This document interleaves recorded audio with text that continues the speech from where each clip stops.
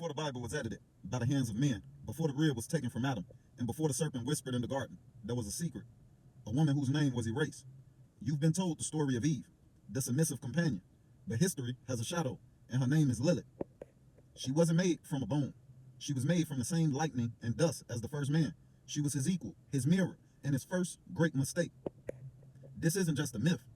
It's the forbidden prequel to the human race. Before the world knew the peace of a settled home, there was a fracture that never healed. In the quiet dawn of creation, God formed two beings from the dust, Adam and Lilith. Yes, you heard that right, Lilith, which was Adam's first wife, not Eve. You hear that? Lilith was Adam's first wife, not Eve. They were made of the same earth, meant to be two halves of a whole. But where there should have been harmony, there was an instant friction. The tragedy of Lilith began not with a quest for justice, but with a refusal to cooperate. In the garden, every creature lived in a cycle of giving and taking, but Lilith viewed the very idea of yielding as a personal insult. Now I wonder, how many of y'all do this sound familiar to? In regards to the modern woman today, that is. When Adam sought a traditional union, Lilith did not seek a conversation or a compromise. She sought dominance. She believed that because they were made from the same clay, any form of submission, even the natural ebb and flow of a relationship, was considered a cage to her, like prison. In the final catastrophic act of defiance, Lilith chose to burn the bridge rather than build it. She screamed the secret name of God and fled the garden, abandoning her purpose and her partner. She didn't just leave a man, she left humanity. Sound crazy as hell, right? She fled to the desolate Red Sea, a place of demons and chaos. When the three angels arrived to bring her home, they offered her a path back to grace. They pleaded with her to return to the order of the world. But Lilith's pride had become her prison. You hear that? Her pride became her prison.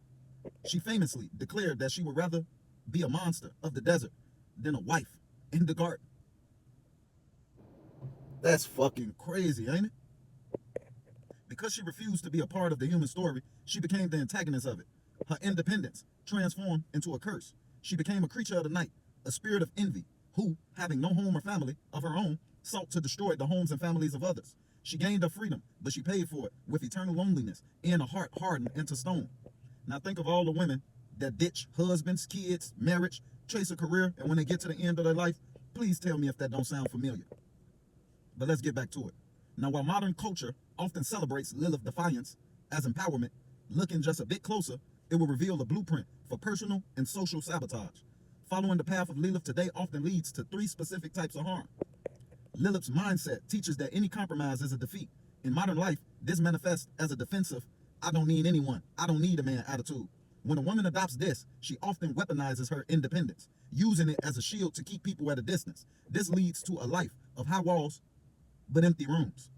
By viewing every relationship as a power struggle to be won, she loses the ability to experience the beauty of being cared for. I know y'all know this shit sounds familiar, but I'm gonna keep going. True strength isn't the ability to walk away, it's the ability to stay and build. Lilith's ideology suggests that the only way to be powerful is to be separate. Today, this translates into a discard culture, where relationships are ended the moment they require self-sacrifice. This leaves many women without the village they need.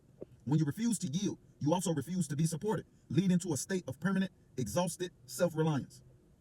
Lilith's story ends with her haunting the edges of society, resentful of the joy she walked away from. When modern women are encouraged to view men as inherent enemies or oppressors to be defied at every turn rather than partners to be worked with, it creates a mindset of perpetual grievance. This ideology fosters a heart that is more focused on what is, leading to the same bitterness that defined Lilith's exile. Lilith had become a demon to survive her choice. To follow her path, a woman often feels she must kill her own soft traits, nurturing, patience, and vulnerability, because she views them as weaknesses Adam might exploit. In doing so, she loses the very qualities that allow for deep human connection, effectively demonizing her own emotional range for the sake of a cold, solitary freedom. Come on, man, this shit is deep. The story of Lilith isn't a story of a hero, and I hope y'all know that. It's no story of a hero finding herself. It is a story of a woman who lost everything because she could not distinguish between yielding and disappearing. It serves as a reminder that while equality is essential, a life built purely on defiance is a life lived in the desert. You hear that? I'm going to repeat it one more time. It serves as a reminder that while equality is essential, a life built purely on defiance is a life lived in the desert. Think about how that would be. Would you like to live in the desert alone because of your defiance? Or do you want the love that comes with the village that starts with compromise and obedience?